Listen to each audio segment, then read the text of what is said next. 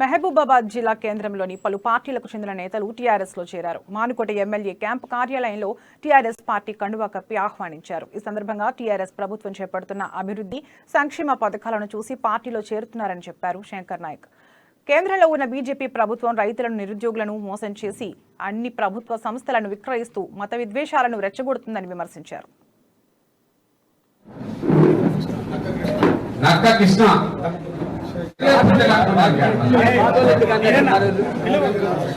రాజశేఖర రెడ్డి గారు, ward number Srisailam గారు, కేసీఆర్ అని చెప్పేసి ఆలోచించి చెప్పేస్తున్నా.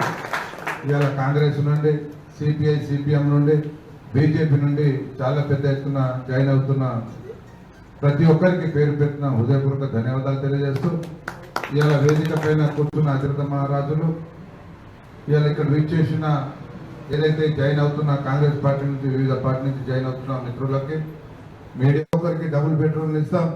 ఇవాళ దళిత బంధుతో పాటు గిరిజన బంధు, ఇవాళ సీసీ రోడ్లు, తండాలకు మౌలిక సదుపాయాలు, 25 లక్షల రూపాయలతోటి జీపీ బిల్డింగ్స్, ఇవన్నీ ఐటీడీఏ నుంచి 40 కోట్ల రూపాయల మన రోడ్స్, ఇవన్నీ